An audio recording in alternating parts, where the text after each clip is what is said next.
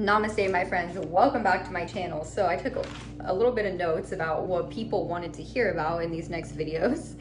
And one of the things that came up, multiple people asked me to talk about this because of my past videos.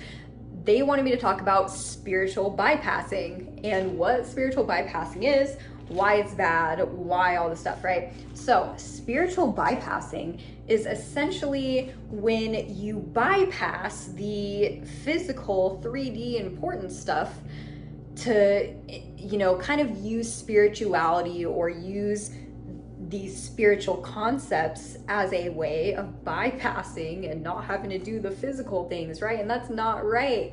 So an example of spiritual bypassing is one that I know near and dear to my heart, because when I first woke up spiritually and I first started coming into some of these concepts and some of these things, my motto basically was, it is what it is, everything happens for a reason. Everything happens for a reason. Like, if it's my time, it's my time. If it's my time to die, for sure. If it's my time to, win the lotto, for sure. If it's my time to get into a car accident, for sure. I was very spiritually okay with riding the waves of life, right? But what I didn't know is that, for example, the example that I used of everything happens for a reason. Yeah, for sure. Everything is for a reason. Everything happens for a reason. But at the same time, if somebody breaks into my house and tries to attack me, trigger warning, if somebody breaks into my house, tries to attack me, I'm not just gonna lay here and let them kill me and be like, if it's my time, it's my time. Yeah, I mean, for sure, you made it your time. But if you're sitting here like, oh no, buddy, I got something for you, and you're like, you defend yourself in whatever way, shape, or form, guess what? It wasn't your time. Why wasn't it your time? Because you made it so. People, oftentimes spiritual people, are like, oh, everything happens for a reason and everything's so divine and we have soul contracts. Like, when people learn about soul agreements and soul contracts and certain plans that our souls wanted to make or attempted to make or whatever before we even incarnated, people learn that we got soul contracts and other stuff going on energetically, and they're like, okay, great, I don't even have to do anything then. I'm just gonna coast through life, not take any action towards any of it, because everything happens for a reason. If I end up there, then I end up there. If I want to manifest something, it'll come to me. I don't have to take any action or do any of the stuff behind it. No, 3D needs to fuel the ethers. And what I mean by this is that there's a lot of things that happen for a reason, but every single timeline that you will ever experience happens for a reason.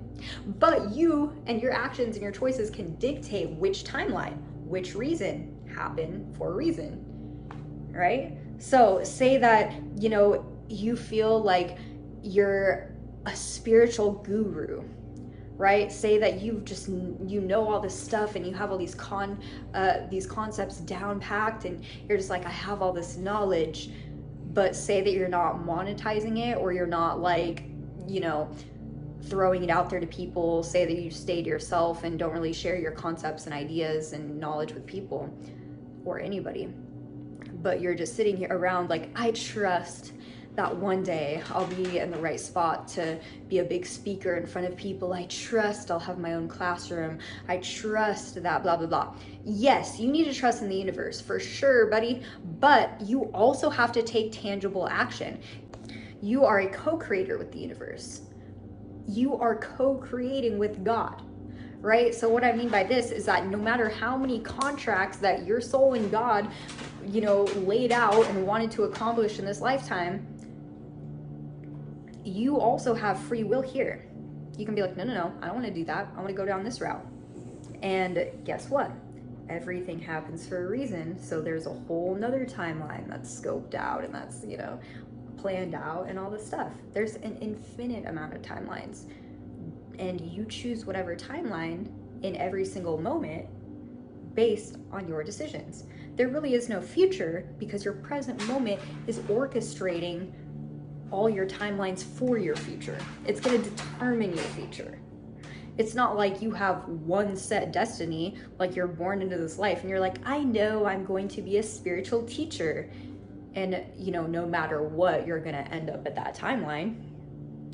You can't just, you know, be a junkie and just be shooting up drugs and be homeless, lying on the street with people kicking you the whole day, and you just literally deteriorate yourself, and you still think no matter what timeline you choose, no matter what choices you make, are going to end you up at this spiritual teaching position with a classroom full of students and all this stuff.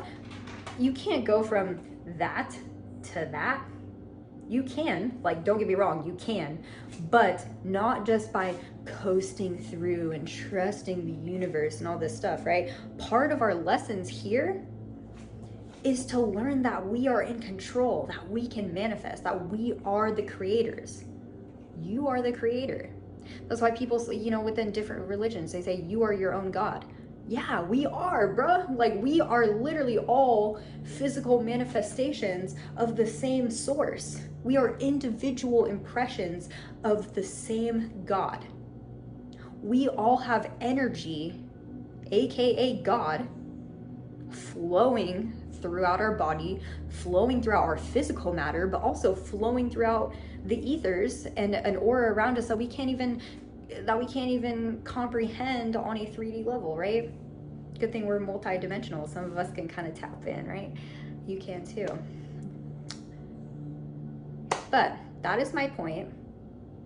And I hope that that resonated with people about spiritual bypassing and some examples, because literally, you guys, all about the universe, let alone manifesting. People always ask me like, oh, I'm trying to manifest, but it's not coming into play. I did all the stuff and the things. And I'm like, okay, great. You meditated on it. You did rituals. You did all kinds of stuff.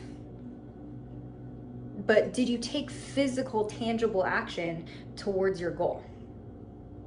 You know, it's like somebody trying to manifest winning the lottery, but they're trying to manifest it and they're so confident in the fact that they're gonna win that they don't even buy a lottery ticket. It's like, damn, did you even buy a lottery ticket? At least go buy the lottery ticket. You know, it's like, you guys, the universe wants to give you blessings. God wants to give you blessings. Your higher self, whatever you want to say, right? All these divine forces, they want to give you exactly what you want, but it's on you to claim it, to be out here setting yourself up for the right timelines, to take tangible action, to meet the universe halfway, because we are co-creating. We are co-creators. All right?